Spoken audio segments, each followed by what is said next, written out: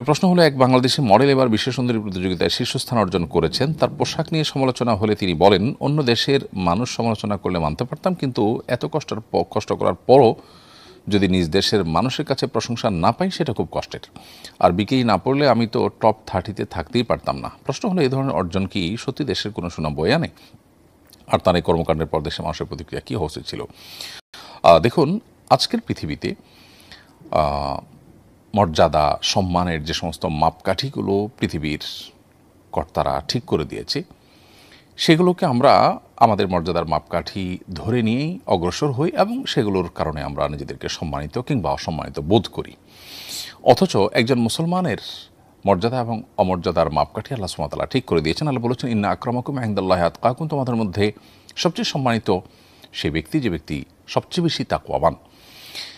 একজন ইমানদার আল্লাহর অবাধ্যতার পথে অগ্রসর হয়ে তিনি সম্মানিত বোধ করবেন অথবা সেখানে কোনো কিছু জিতে নিজেকে শ্রেষ্ঠ মনে করবেন, এটি কোনো মুসলমানের কাজ হতে পারে না।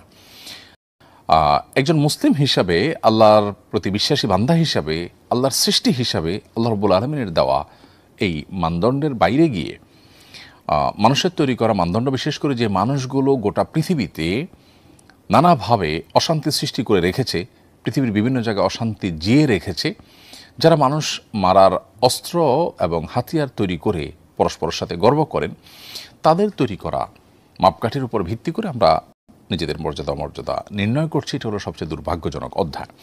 পাশাপাশি এখানে এই ভদ্রমহিলার যে কথা যে বিকিনি না পড়লে তিনি টপ 30-তে থাকতেই পারতেন না, এখান থেকে পরিষ্কারভাবে বোঝা যায় এ ধরনের আয়োজন যারা করে, তথাকথিত বিশ্ব সুন্দরী প্রতিযোগিতা এবং এই জাতীয় আরও যত আয়োজন আছে, এই আয়োজনগুলো এটা নারীকে সম্মানিত করবার জন্য না, এটি মূলত নারীর অসম্মান হয়। এর ফলে একজন নারীর শরীরকে প্রদর্শন করা এবং সেটা পুরুষদের কাছে উপভোগ্য করে তোলার, সব পুরুষদেরকে তাকে দেখার সুযোগ করে দেওয়া, এটা নারীর জন্য কখনো সম্মানজনক বিষয় হতে পারে না।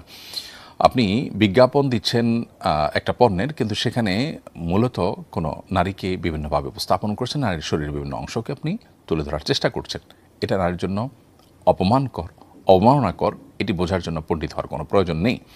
নারী অধিকারের ব্যাপারে যদি সত্যি আমরা সোচ্চার হয়ে থাকি, তাহলে সেক্ষেত্রে বৃদ্ধ নারী, অসুস্থ নারী, অসহায় নারী অথবা কৃষ্ণাঙ্গ নারী, তাদের অধিকার রক্ষা করবার প্রয়োজন অনেক বেশি। কিন্তু সেটার জন্য আমরা কতটা কাজ করি? তথাকথিত নারী অধিকারের নামে আমরা নারীদেরকে যে বিভিন্ন ক্ষেত্রে উপস্থাপন করছি, রিসেপশনগুলোতে তাদেরকে বসাচ্ছি, কম বয়সী সুন্দরী মেয়েদেরকে দেখে দেখে মূলত কাস্টমারদের মনোরঞ্জনের জন্য তারা ব্যবহৃত হচ্ছেন এবং সেটি খুবই স্পষ্ট। অতএব এটি কখনো নারীর জন্য সম্মানজনক বিষয় নয়। অতএব পশ্চিমাদের তৈরি করে দেওয়া বা আল্লাহর অবাধ্যদের তৈরি করে দেওয়া মানদণ্ডের ভিত্তিতে কোনো মুসলমান সম্মান অসম্মান নির্ধারণ বা নির্ণয় করতে পারেন না। একটি মুসলিম কান্ট্রি হিসাবে বা মুসলিম প্রধান দেশের নাগরিক হিসাবে আমাদের রুচি এবং আমাদের পছন্দ অপছন্দ এগুলো কোরআন হাদিসের আলোকে নির্ণয় হওয়া উচিত। দিন শেষে আমাদের আল্লাহর কাছে যেতে হবে, তার কাছে জবাবদিহি করতে হবে। একটা দেশ হিসাবে আমরা বহু জায়গায় পিছিয়ে আছি এবং সেখানে কাজ করবার যথেষ্ট সুযোগ আছে, কিন্তু সেই জায়গাগুলোতে আমাদের কাজ করবার তেমন কোনো মুরুদ দেখা দেয় না।